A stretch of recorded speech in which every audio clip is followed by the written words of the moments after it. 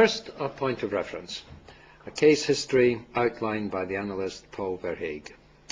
It concerns a 15-year-old, let's call him B for he's Belgian, who's been caught joyriding by the police. As he's a persistent offender and is well known to the police, prison threatens. To avoid incarceration, his parents take him to an analyst. At the first interview, the boy is able to offer no explanation of his behaviour, but information does emerge. The boy only steals Mercedes, and he always drives them to the same area before abandoning them and hitchhiking undamaged and hitchhiking home. In the second interview, the analyst focuses on the family situation. The boy is an only child whose parents are undergoing a marital crisis. The mother is from a privileged background. The father, on the other hand, is working class, but has raised himself to a higher socioeconomic status. At the time, each fell in love with the other's otherness. Now they reproach one another for it, a fairly typical scenario. The mother has taken a lover. The father works himself to death for Mercedes. And entirely coincidentally, the region where the boy leaves his cars is where his mother was born and where her last name still retains a certain prestige. For the moment, we'll leave him in the waiting room. Now to the paper's starting point, a puzzle. Famously, Derrida, perhaps a little impishly, claimed that he felt a greater affinity with the work of Deleuze than with any other of his contemporaries. Now this puzzled me because nobody, to the best of my knowledge, has suggested a similar affinity between Deleuze and Lacan, and yet it long seemed to me that there was an uncanny proximity between Derrida and Lacan. Hence my puzzlement. How, given that Derrida and Lacan were so close, and Deleuze and Lacan were supposedly polar opposites, could Derrida make his claim? One possible solution is that Deleuze and Lacan in their turn are less opposed than the doxa imagines, and it is that possibility that this paper seeks to explore. Obviously, there's no time to fully explain why I think Lacan and Derrida are so close. But as the briefest of indications, recall that for both, the thing in itself steals away. For both, in the absence of the self-identical, there are no identities, only identifications. For both, as the signifier cannot signify itself, no signifier transcends the play of signifiers. This latter point of agreement is crucial. President Bush is apparently fond of citing a Texan saying to the effect that if there's a turtle on a fence post, someone or something put it there. Similarly, Derrida and Lacan insist that an apparently transcendent signifier has been instituted as such. It has been elected and elevated by forces beyond itself. To believe otherwise is to incur a form of self-imposed tutelage. Lacanian analysis, in at least one of its forms, is concerned to emancipate the patient from such self-tyrannizing illusions. Thus, during the two key phases of the cure, the dialecticization of the preliminary interviews and the later dissolution of the transference, previously unquestioned institutions, namely the master signifiers and the fundamental fantasy, are exposed and deposed. Their abyssal structure is revealed, and the analysand is forced to invent anew. Patient B would be impelled to find another solution to his problems. Derrida repeatedly insisted that deconstruction is not psychoanalysis, but insofar as analysis is the deposition of what appears transcendent and given in itself, so that the analysand is called upon to renegotiate the impasses of his situation without ground, alibi, or external guarantor, it is uncannily close. As I said, we don't have time to do more than signpost the affinities. For the moment, all I want to emphasize is that this reading of Derrida and Lacan is not concerned, despite the animus and concomitant blindness of Derrida's reading in La Carte Postale, to trash Derrida. Nor does it seek to efface their differences by annexing deconstruction to psychoanalysis. Rather, it simply explores what deconstruction might contribute to the psychoanalytic venture. To cite just two examples, a reading of Derrida underscores the degree to which in Lacan too, impossibility is the condition of possibility. Secondly, it emphasizes that psychoanalysis is always in the making and never achieved. Derrida, developing a line of thought, beginning with the notion of a democracy to come, where the democracy to come is not an unattainable regulatory ideal, but an injunction to remain open to an unanticipable future, writes that, quote, psychoanalysis has taken place without yet having taken place up until now. And in the light of that notion, is it not apparent that any psychoanalysis worthy of the name is une psychanalyse à venir? Just as for Deleuze, it is impossible to know what philosophy might become, so we cannot know in advance what psychoanalysis can become.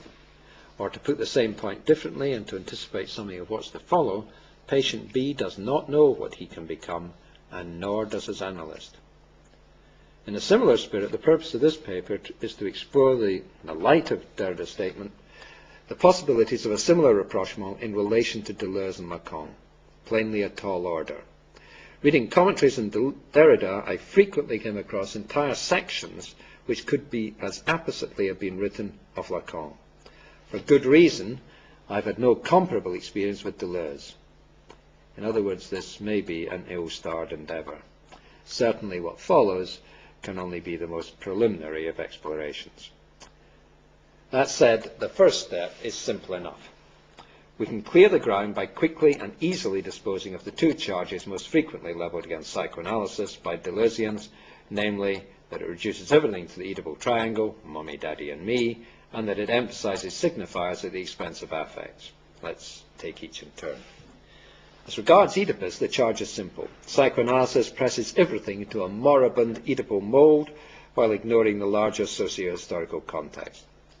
Quite simply, this criticism could not be wider of the mark.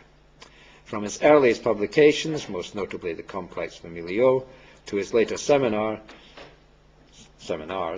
Lacan insisted both that the unconscious is social, it cannot be understood solely within the confines of the triad, and on the historicity of the Oedipus complex. A central preoccupation throughout was the consequences of the decline in the symbolic efficiency of the paternal metaphor. What, he asks, happens to the father in a century where the other does not exist? It was his commitment to exploring this question, to considering, for example, whether the name of the father is multiple, which convinced him that the proposed reconciliation with the IPA in 63-64 would come to nothing. Against the orthodoxy of that organization, Lacan wished to explore the new opportunities afforded by the development of the nuclear family, where authority was located in a close family member. What he was examining was the opportunities for subversion and creativity in that situation. Consequently, his seminars repeatedly call Oedipal notions in question. While perhaps only as practiced a reader of Lacan as Miller could discern in Seminar 10 of 1962 Lacan's own anti-Oedipus, Jacques-Alain Miller does actually say that Seminar 10 is anti-Oedipus, that is 11 years before Deleuze wrote his. Anyone with eyes to see can find as early as 1953, in the paper The Individual Myth of the Subject, a text Deleuze himself described as beautiful, Lacan's contention that, quote, the whole schema of the Oedipus needs to be criticized. Taking their cue from Lacan's remark that Oedipus is a dream of Freud, post-Lacanians have largely jettisoned anything resembling the Oedipus complex as caricatured by Deleuze. Thus, for Alain Juranville, Oedipal desire is the perspective of the neurotic, a refusal to accept that absolute plenitude is impossible, while for Zizek, the complex, insofar as it exists, is less the subject's confinement within a triad than the explosive opening up of the subject onto the social space.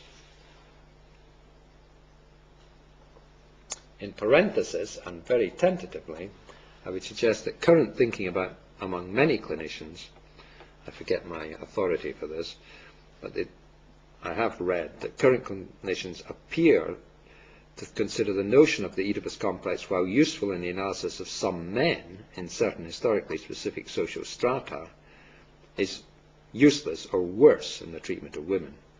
As for the castration complex, there is apparently little, if any, clinical evidence for its existence in the Freudian form. which is presumably why Lacan so radically recast it. In other words, it just doesn't come up in analysis. It may have loomed very large in the mind of Sigmund Freud, but when you listen to the patients, that is not what they're talking about. The second charge, namely, in other words, psychoanalysis has got to be reinvented. The second charge, namely that Lacan neglects affects and considers only signifiers, is even more appallingly misplaced. As Darien Leader has remarked, and anything written by Darien Leader is worth reading, as Darien Leader has remarked, it is hard to think of any psychoanalyst who believed the concerns of analysis are entirely reducible to language.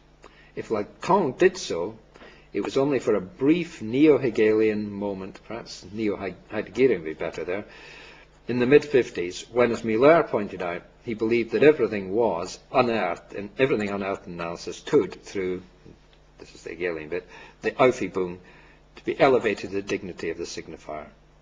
Lacan himself responded to the accusation that he devalued affects by dedicating an entire seminar to an affect, namely an anxiety, in 1962.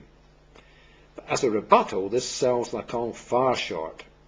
From the original 1936 mirror phase onwards, his work was concerned with what exceeded representation. Consider just some of the more obvious examples. The subject. As the subject is never more than partially represented, it's always between signifiers. If matters were otherwise, there could be no psychoanalysis. Das Ding.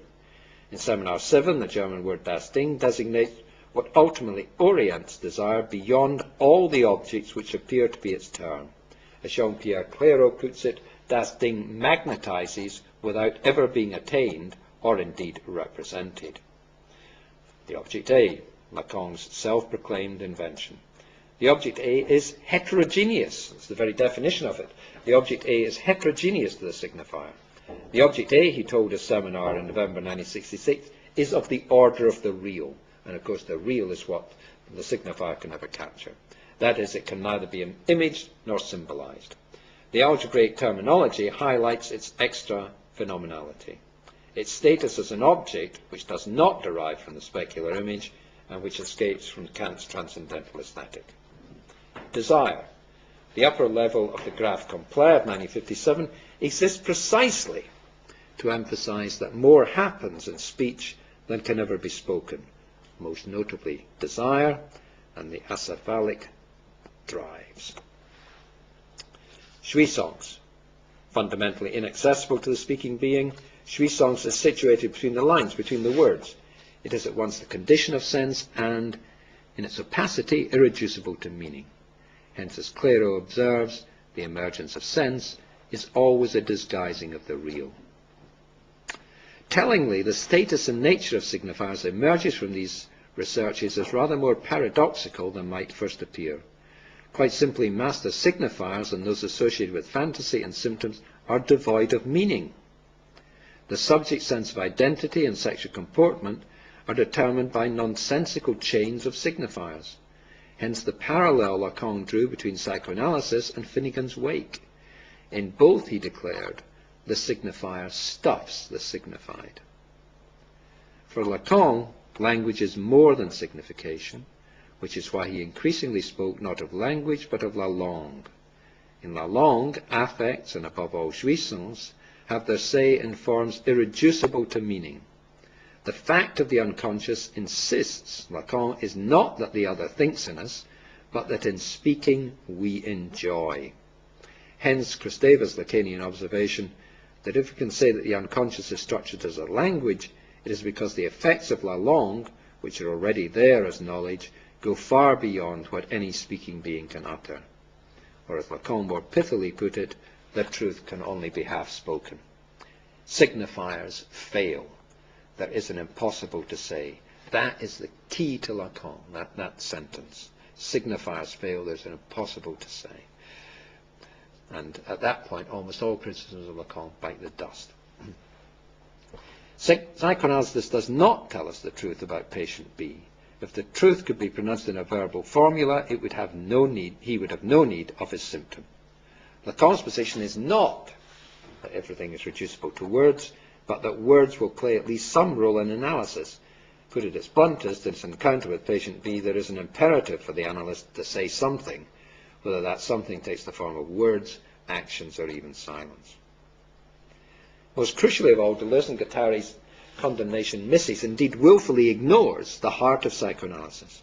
The end of analysis is not the patient's arrival at a signifying formula which constitutes a summation of his condition. It cannot do so because no such formula exists. Even less does it conclude with the analyst informing the patient of the supposed truth of his situation and history. There is this idea that analysts, as it were, lean across the table and say to the patient, this is your problem. Now, of course, there are analysts who do this, but in the logic of psychoanalysis, that should never, ever happen. Okay, Freud did it, but then Freud was always betraying his own principles.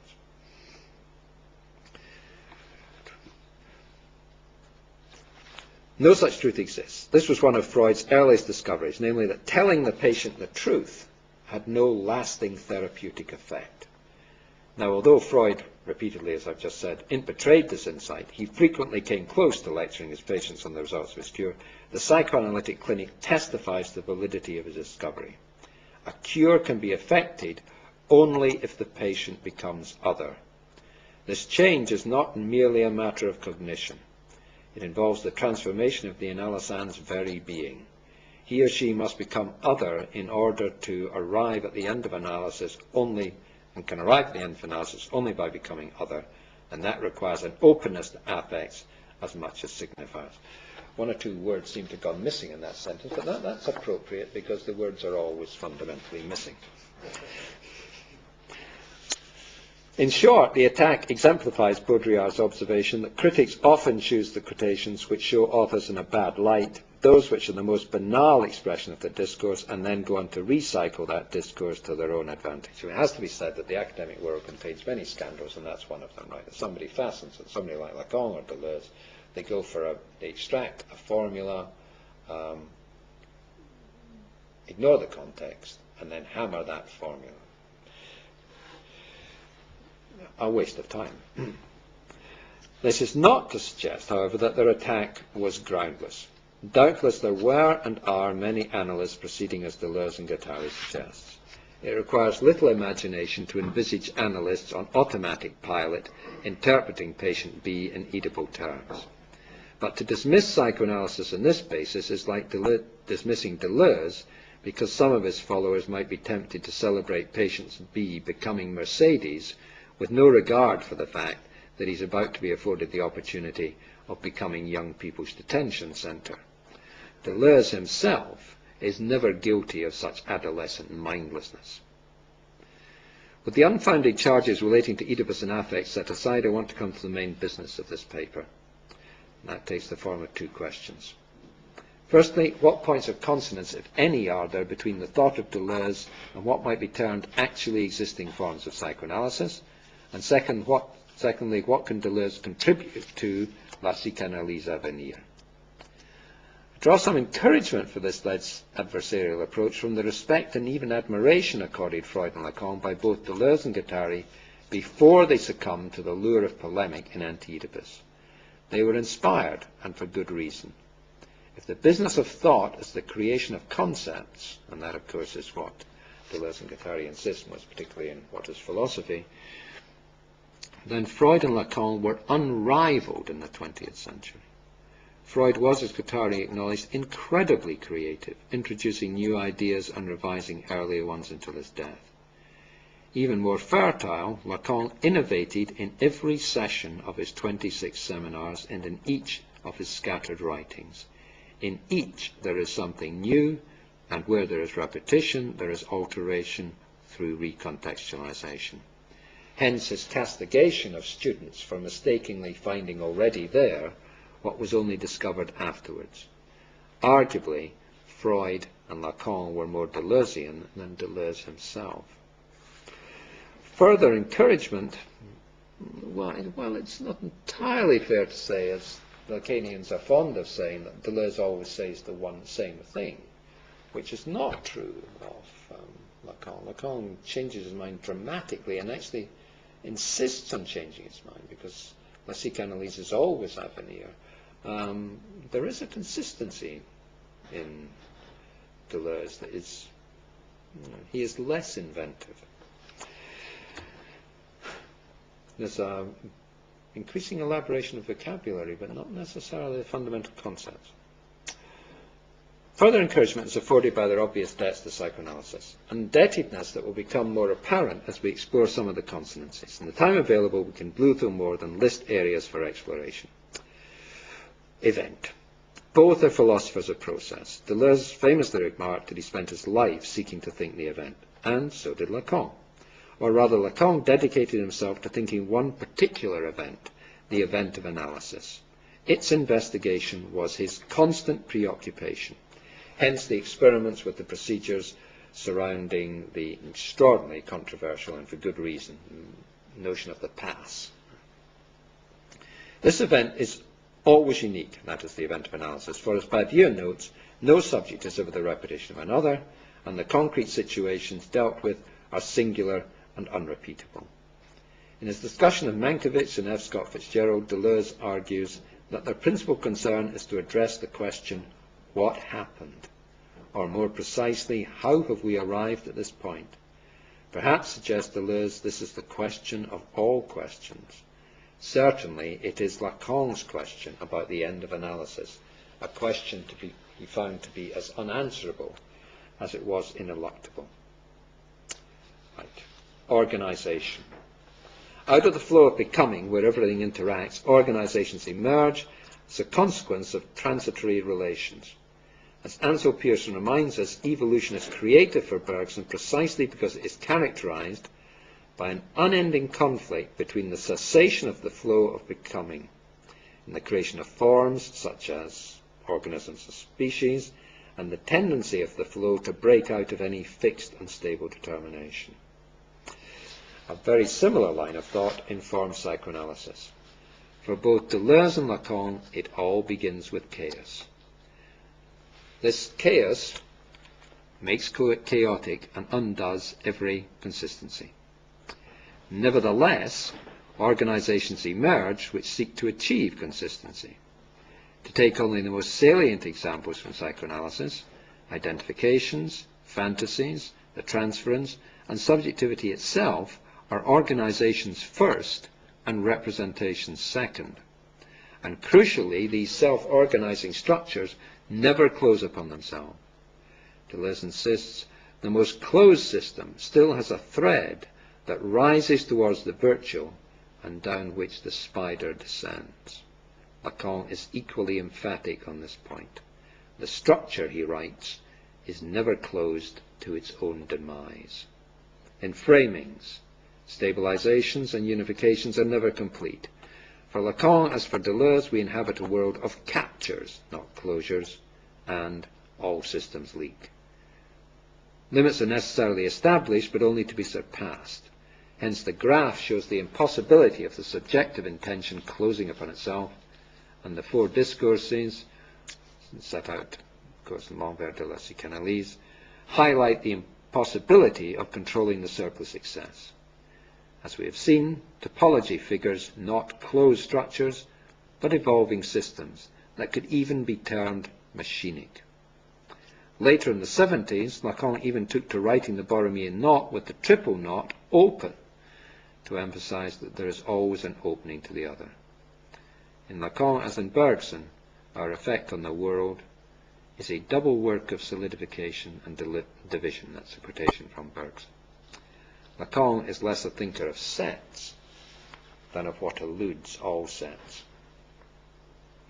Although the organizations are ultimately open-ended, they can assume an appearance of permanence. Product can disguise process and thereby imprison life. An organization such as that outlined in the notion of the mirror stage can become overly rigid, such that the subject captured and transfixed by an image stagnates. Hence, as Miller points out, the cure develops in the tension between inertia and dynamism with the aim of getting things moving again. Now that is Deleuze. I mean, what is Deleuze but an attempt to develop the tension between inertia and dynamism to get things moving again? And it's there in Lacan 2 decades before. Life, well, that's just justice where justice is due. He had read it very carefully. right? It's just that for reasons which are not without some justification, because Guattari is a gay activist and so on, had good reason to complain about psychoanalysis. Very good reason, I think. So they had reason to turn against it, but at the same time, there was an obfuscation of their debt in the later career. Life, seems to me, I actually got this idea from Bataille, and it's increasingly important for everything I think about. Life requires an element of disorganization as well as organization, and that, of course, is both Deleuze and Lacan. Space. In this perspective, extensity is prior to space. Space as homogeneity does not pre-exist the subject as an empty arena in which the subject enacts its drama. Rather, it is constituted by the actions of the subject. Homogeneous space, writes Bergson, is not logically anterior, but posterior to material things and to the pure knowledge which we can have of them. It concerns our action and only our action. He continues, being like an infinitely fine network which we stretch beneath material continuity in order to render ourselves masters of it. Such is, of course, precisely the space created by the mirror phase, a space created in a vain bid for mastery, and a space created differently by each subject. For example, as Lacan notes, the space and time of the neurotic is organized so nothing can happen. Time. Lacan is as committed as Bergson and Deleuze to the unforeseeable creation of form. He shares with them the conviction that time is the open. For all three, time is becoming an invention. In Lacan's graph, the vectors from left to right are the flow. Stabilizations occur only in a retroactive movement, but time as becoming eludes the representations produced. Neurotics may seek to arrest time. As Bergler observed, neurotics take the same record. This probably dates the quotation, but it's a nice point. As Bergler observed, neurotics take the same record to every party, but time always finds them out. Although a neurotic may cling to the same, patient B always steals a Mercedes and drives to the same part of town, difference always has the final say. Time for both Lacan and Deleuze is out of joint. Taxed at the reception by a society woman to summarize his philosophy, Bergson replied, "I have shown that time is real and that it is not space." And such is precisely Lacan's own conception. Lacan was, of course, scathing in his references to Bergson. Bergson's work, he wrote, is the dilettante synthesis which satisfied the spiritual needs of a generation. Contrasting its emphasis on continuity with the discontinuity of time in the analytic session, he dismissed it as a rather curious collection of exercises in metaphysical ventriloquy. This unjust dismissal derived from Lacan's equation of duration with le vécu, which he associated with the imaginary. Surprisingly, given his friendship with and regard for Hippolyte, Lacan seems to have considered Bergson a psychological thinker, and ignored Hippolyte's reading of Matter and Memory as an exercise in ontology that goes far beyond the domain of psychology. If we follow Deleuze, Hippolyte's most celebrated pupil's reading of duration, then a consonance emerges. For Lacan, as for Bergson, time is novelty or it is nothing at all. Analysis is premised on nothing less. Its starting point, an involuntary and uncontrollable symptom, is as unpredictable as its course and destination. The patient's utterances, or better, to use a favourite term of Deleuze, the patient's stammerings during free association catch him or her unawares, and interpretations when they occur, for in Lacanian analysis they are rare. Lacanian analysis does not tell the patient. Lacanian analysis can quite often go for 6 months, a year, without any interpretation, wanting to just sit and listen. When they actually occur, they are equally unanticipable. Both calculation and an uncalculated element, an element of pure encounter, as Miller observes. They got to, sorry, I missed a line there. Basically what's being said is that when the interpretation comes, the interpretation in analysis should, as Miller says, surprise both the analysand and the analyst. And finally, in the effect of the interruption and scansion at the conclusion, and that of course has to be in scare quotes, of the session, or the cure, again in scare quotes, the time of imaginarized duration is put in crisis. With time off its hinges, the subject becomes other. In the absence of the old coordinates, time is dislocated, and as David Menard notes, this dislocation enables time to vibrate differently. The patient, having previously resisted the discontinuity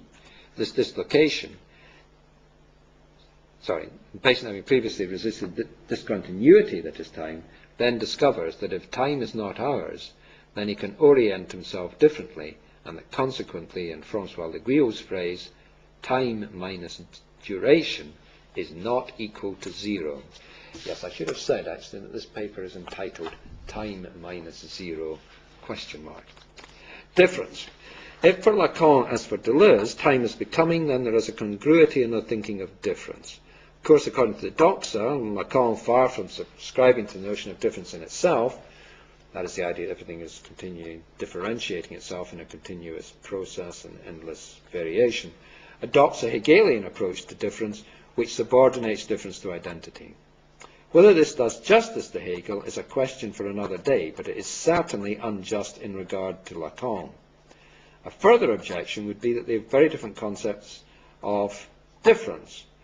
For Deleuze, difference is, as I've just indicated, a process of differentiation. Difference is not to be thought from the starting point of identity, rather difference exists in itself. Lacan, on the other hand, appears to think difference on the basis of identity. Following Hegel and Saussure, Lacan premises difference on negation. This is this because it's not that. As such, difference depends on the negativity, which in turn depends on a pre-given identity, and in consequence, Lacan's thought, according to Deleuze, is incompatible with a philosophy of the event. However, the opposition is not as clear-cut as this account suggests. Lacan's teaching does not begin with the identical, but with its impossibility. As in Derrida, identity in itself always slips away. There are no identities, as I said earlier, only identifications. Both Deleuze and Lacan concur with Beckett. The danger is in the neatness of identifications. As the graph makes clear, this is the graph compare, of course, identity arises from a retroactive and temporary stabilization. Crucially for present purposes, the graph thereby makes plain systems of difference on which meaning and identity depend and rely, and turn on forces beyond the system. Right? That's the idea basically I take from Derrida. The central idea of Derrida talks about the fact there's no or to text, there's nothing outside the text, but actually everything he says about the text implies that there has to be forces beyond the text acting on it for the text to actually be a text, to be available for reading. Texts depend on forces beyond the system. For example, privileging, punctuating, and inframing. These forces create meaning within the system. In other words, systems of difference produce meanings only if inserted in a force field that is difference itself. And that's where there does seem to me to be a consonance between Deleuze and Derrida, and therefore also with Lacan. Repetition. For both, repetition is alteration. Deleuze in Difference and Repetition openly acknowledges his debt to psychoanalysis, where repetition is always different. For example, Lacan used the torus to emphasize that demand, while endlessly repeated, is always different. Similarly, love is always a repetition, not least in the transference, but at the same time is always traversed by something new, such as an experience of loss or the work of mourning. In Difference and Repetition, Deleuze, in discussing the death drive and the transference, claims that repetition is that which disguises itself in constituting itself, that which constitutes itself only by disguising itself. It's not underneath the masks, but is formed from one mask to another, with and within the variations. Consequently, the masks do not hide anything except other masks. There's no first term which is repeated. If repetition makes us ill, he concludes, it also heals us. If it chains and destroys us, it also frees us. All cure is a voyage to the bottom of repetition. Lacan would quarrel with none of that. The aim of analysis is to overcome fixity, to ensure that we repeat differently. As Juan David Nazio writes, the analytic function consists in sustaining and ensuring the mobility of repetition in order to maintain the life of desire itself. Representation. This emphasis on becoming poses a similar problem for both. If the event in its heterogeneity is necessarily homogenized in any representation, how is the event to be conceptualized? As Bergson recognized, in thinking about time, spatialization is inevitable, but time eludes such thinking. Lacan makes a similar point. In the graph, the forward flow of the vectors is stabilized by a retroactive movement of representation, but as we've seen, no representation captures the flow. This is even more explicit in the topology. At first sight, these figures appear emblematic of spatialized thinking, but the topology concerns operations, not structures, vectors, not fixed points. As such, it seeks to figure open-ended dynamic systems inimical to spatial depiction. Hence Lacan's interest in representing the subject by figures resistant to the spatialization stroke imaginarization of time.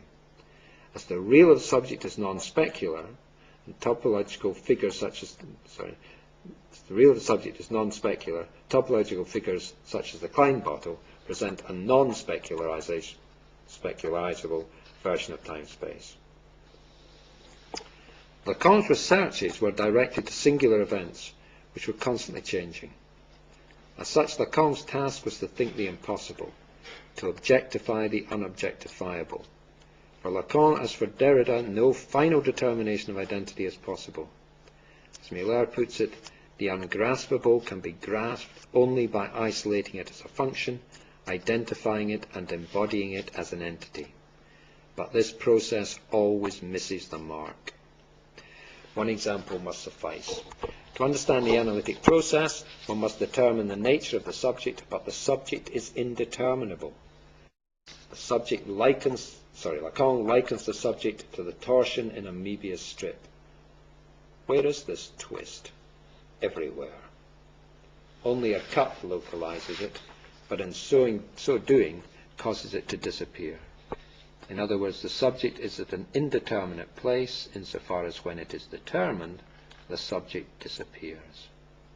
For both, knowledge is defeated and decompleted by the process of becoming. As repetition is a process always in excess of determinable differences, it can never be comprehended by any representation. As the whole is never given and the event cannot be fully explicated, there can be no totalizing theory. Hence neither Deleuze nor Lacan is a system. The thought of both is irreducible to an ontology. Lacan famously insisted that he had no system, only a style. Significantly, both Deleuze and Lacan developed styles designed to resist easy comprehension. For Deleuze, it is something from outside which constrains us to think. Only the violence of a sign impels us to seek the truth.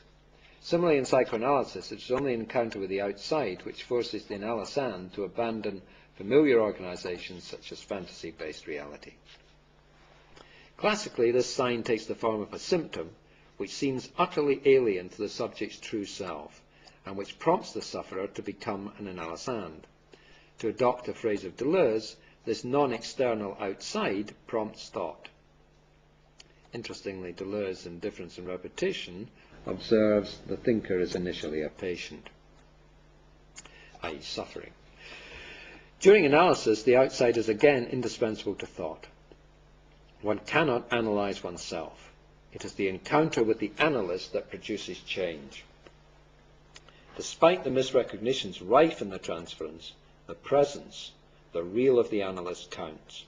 In Proust and Signs, Deleuze writes, truth depends on an encounter with something which forces us to think and to seek the truth. In analysis, that something is the analyst. But of course, analysis is a two-way street. The effraction of a sign also deprives the analyst of any sense of mastery.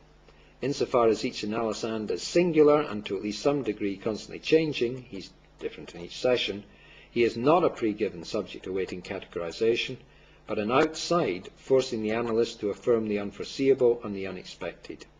Patient B forces his analyst to think otherwise. Immanence. Both are philosophers of immanence. For Deleuze, everything interacts with everything else. Similarly, according to Mireille Andres, in Lacan, nothing is given. Not all Lacanians agree with this, but I'm with Mireille on this one. In Lacan, nothing is given. Everything interacts with and is transformed by everything else. Everything affects everything else. Although things may appear transcendent, they are the effect of a process. Lacan would echo Deleuze. Transcendence is always a product of immanence. Recall the turtle and the fence post. Nothing transcends the analytic situation. Contra Derrida, there are no transcendental signifieds.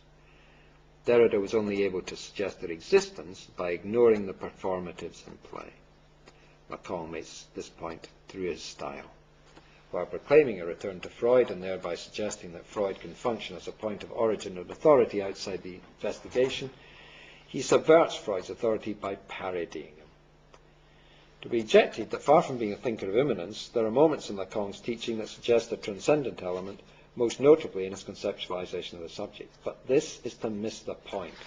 Lacan's position is that we tend to install entities and signifiers as transcendent. In other words, there's a pathology of the transcendent. For example, in the mirror stage, there's no outside of the play of mirrors, but the child imagines that there is a transcendent other who can act as a guarantor.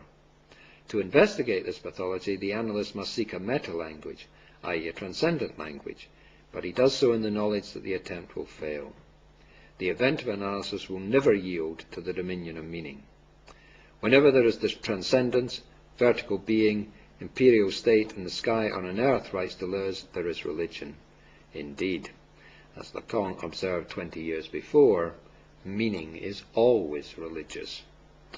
It will be immediately objected that while there are certain points of resonance and similarity in the work of Lacan and Deleuze, these are far outweighed by the tensions and even conflicts between them. In stressing the divergences between the two thinkers, Deleuzians would point in particular to the vexed areas of desire and subjectivity. So let's now consider each. Desire. Deleuze, opposing creativity to negativity, emphatically contrasts his concept of desire from that of Lacan. Desire, he insists, is not lack. Its point of departure is not the manque à être. Rather, it's an impersonal and productive force. Apparently, only priests and their modern counterparts, psychoanalysts, think otherwise. But again, matters are more complex than the textbook version suggests. Lack in Lacan is the occasion for desire, but this is not simply our tragedy. We never attain the object of our desire. It is also, note the Derridian echo, it is also our chance. As Zizek puts it, the absence is generative. Once again, direct quote from Derrida, of course, but he gets it from Lacan. Impossibility is the condition of possibility. Deleuze and Lacan share a structuralist heritage.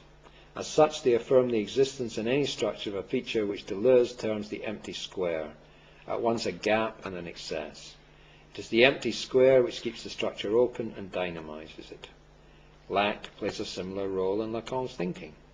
Like the place of the king and the place of the dummy, it opens the situation up to movement. It is the incompletion which sets in motion and enables transformation through the encounter with the other. Today's task, wrote Deleuze, is to make the empty square circulate and to make pre-individual and non-personal singularity speak. Similarly, Lacan is concerned to set in motion so that what is excluded, subject self-conception, can transform the subject. For Lacan, as for Deleuze, desire never attains a final destination. As there is becoming, no completion is possible, but this is our opportunity. Hysterics may think it's all or nothing, but that is precisely what prevents them getting on with their lives. If we attained the object of desire, there would be indifferentiation, fusion, and death. Desire is life. Of course, most people lament the absence, but Lacan does not. Lacan, with a Spinozist heritage, remember as a schoolboy he actually had pages from the Ethics pinned on his bedroom wall, Lacan, with a Spinozist heritage, has no truck with such sad passions. Melancholia for the lost object is a desire to be done with desire, and hence with life. Insofar as love harbours the fantasy that the other exists, Lacan would agree with Deleuze that the desire to love and to be loved is a snivelling desire. Analysis proceeds by disrupting such desires when they emerge in the transference. Desire and hysteria may be associated with negation. This is not it.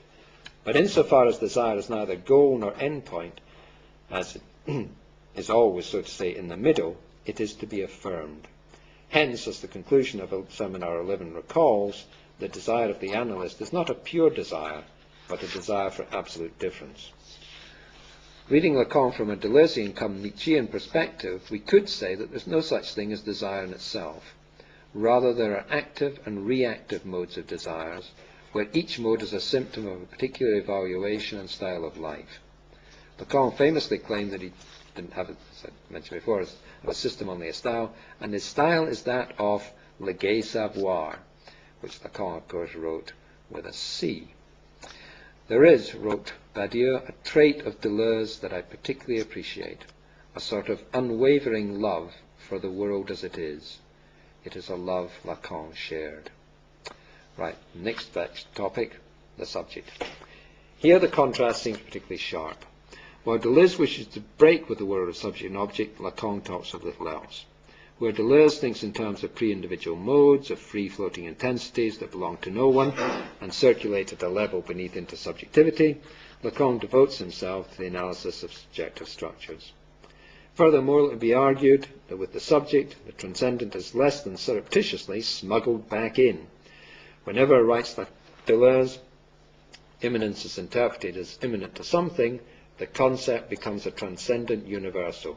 We can be sure that something reintroduces the transcendent.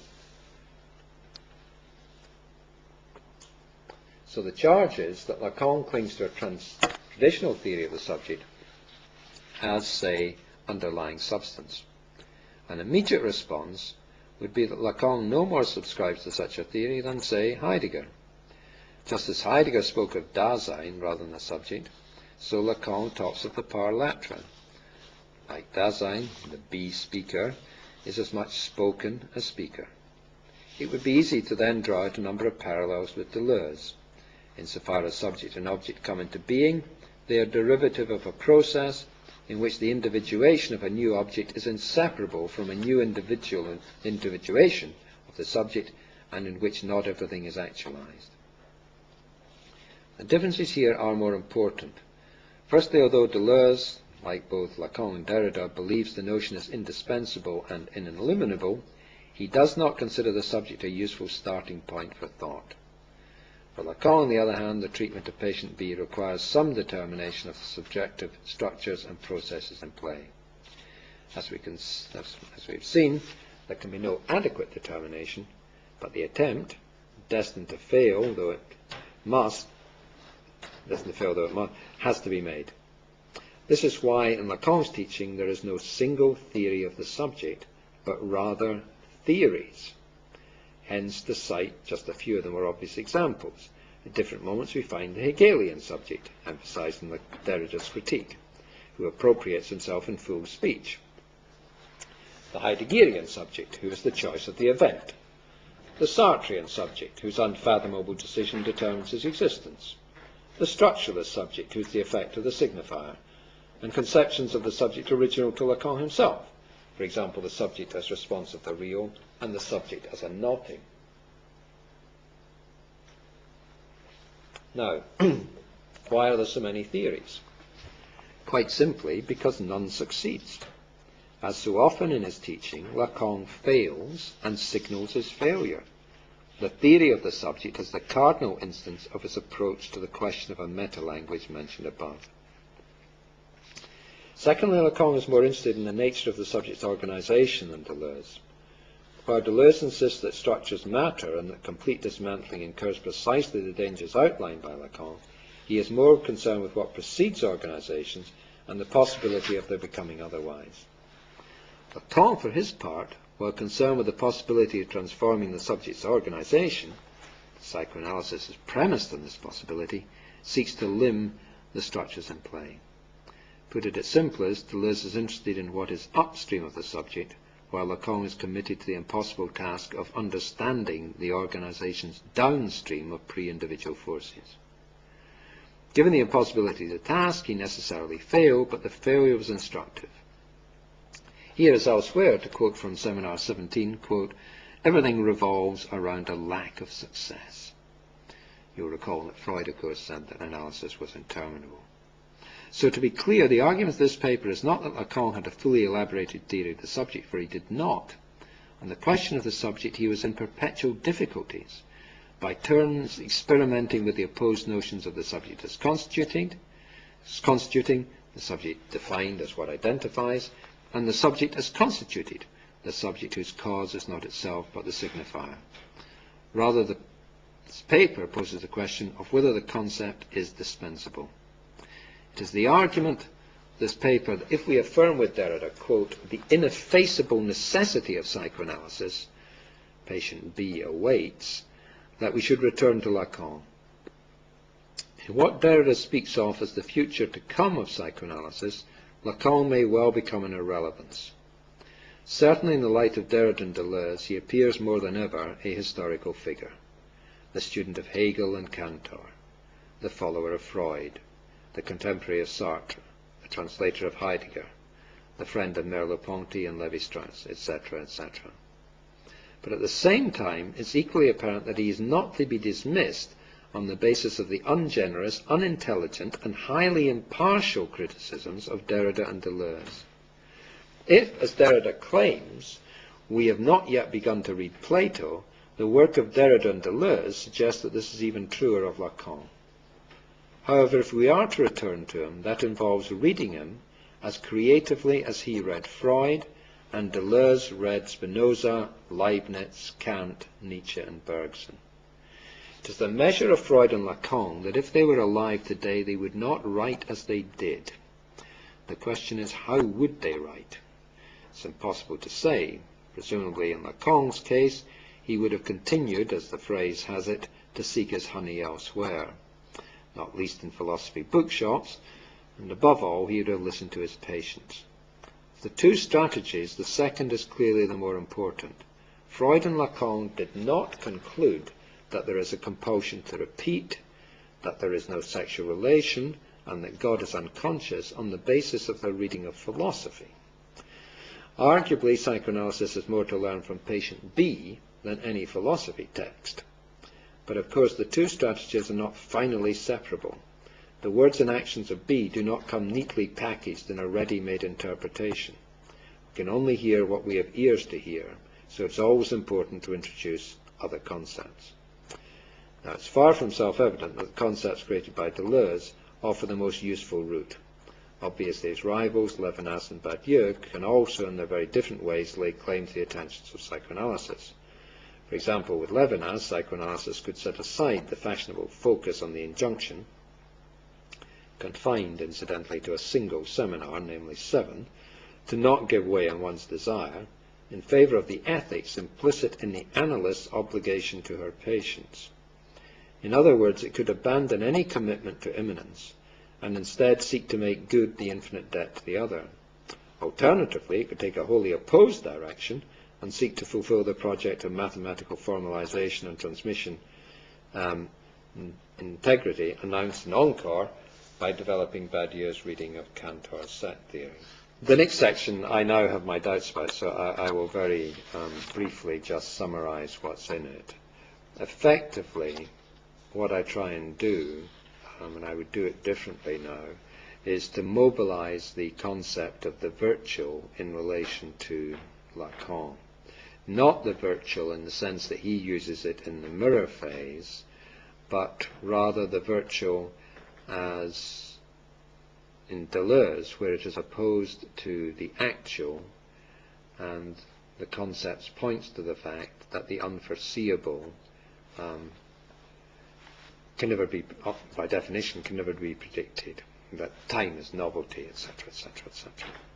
And basically what I then go on to argue is that I think that Lacan would accept that notion of the virtual, and that what that highlights is the degree to which none of Lacan's pronouncements has the status of a dogma, that all of Lacan's teaching is exactly as, and I think this is actually where Deleuze may well have learned it, that Lacan's teaching is an experimentation. You remember that Deleuze says that to think is to experiment. In that sense, of course there are these dogmatic pronouncements like there is no sexual relation. But what is their status? Are they anything more than experimental? As I say, those final pages need to be worked on a bit. Right.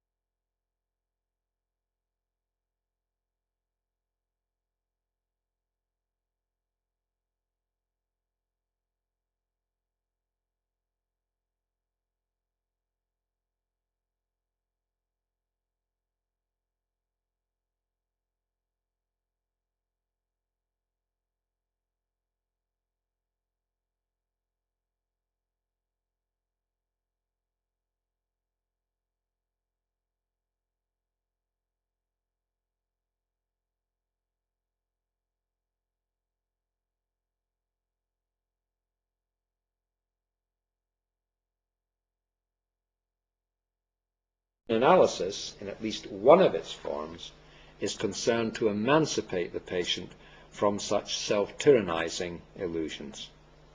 Thus, during the two key phases of the cure, the dialecticization of the preliminary interviews and the later dissolution of the transference, previously unquestioned institutions, namely the master signifiers and the fundamental fantasy, are exposed and deposed.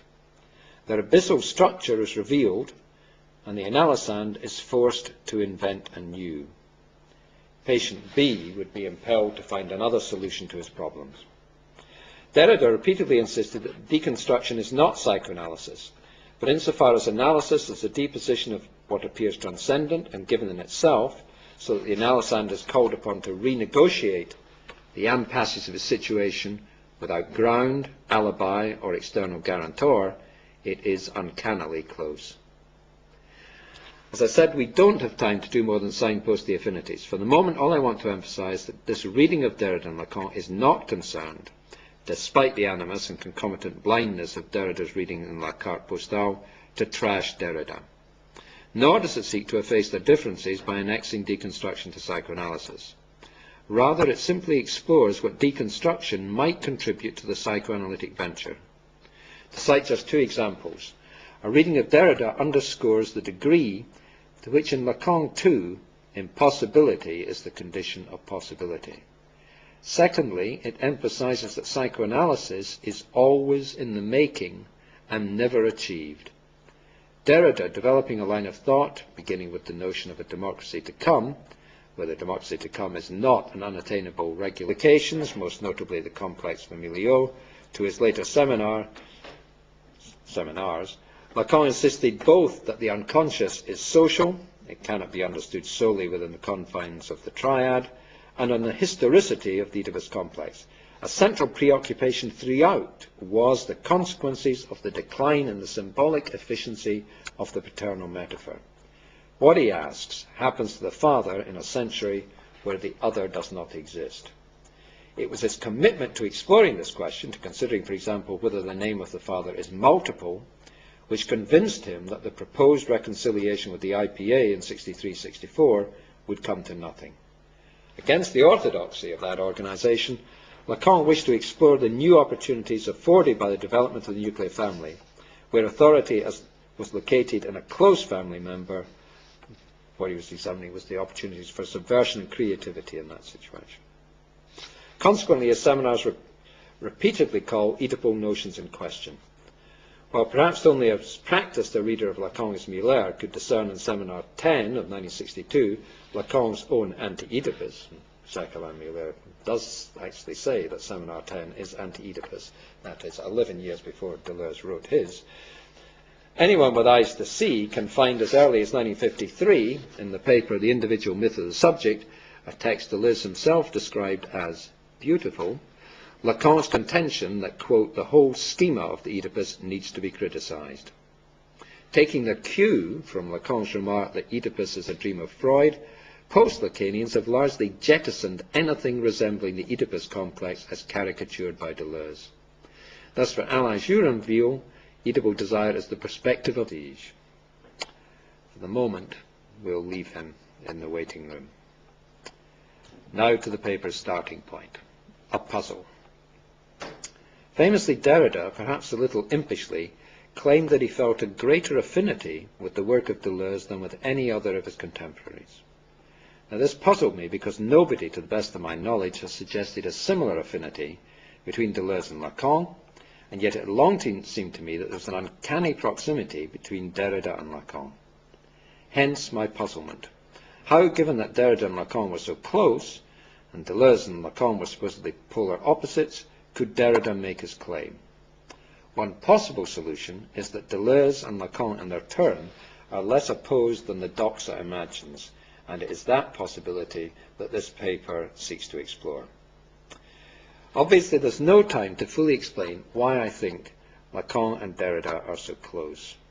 But as the briefest of indications, recall that for both, the thing in itself steals away.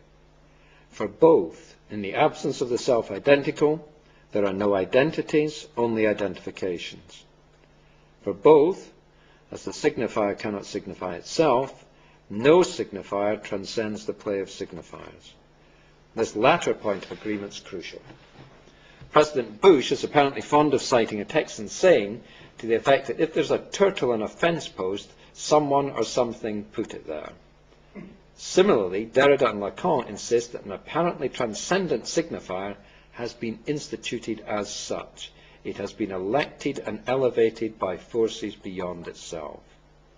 To believe otherwise is to incur a form of self-imposed tutelage. Lacanian literary ideal, but an injunction to remain open to an unanticipable future, writes that, quote, psychoanalysis has taken place without yet having taken place up until now. And in the light of that notion, is it not apparent that any psychoanalysis worthy of the name is une psychanalyse à venir? Just as for Deleuze, it is impossible to know what philosophy might become, so we cannot know in advance what psychoanalysis can become. Or to put the same point differently and to anticipate something of what's to follow, Patient B does not know what he can become, and nor does his analyst. In a similar spirit, the purpose of this paper is to explore, in the light of Derrida's statement, the possibilities of a similar rapprochement in relation to Deleuze and Lacan, plainly a tall order. Reading commentaries on Derrida, I frequently came across entire sections which could be as appositely have been written of Lacan. For good reason, I've had no comparable experience with Deleuze. In other words, this may be an ill-starred endeavour. Certainly what follows can only be the most preliminary of explorations. That said, the first step is simple enough. We can clear the ground by quickly and easily disposing of the two charges most frequently levelled against psychoanalysis by Deleuzians, namely that it reduces everything to the Oedipal triangle, mummy, daddy, and me, and that it emphasizes signifiers at the expense of affects. Let's take each in turn. As regards Oedipus, the charge is simple. Psychoanalysis presses everything into a moribund Oedipal mould while ignoring the larger socio-historical context. Quite simply, this criticism could not be wider of the mark. From its earliest publication,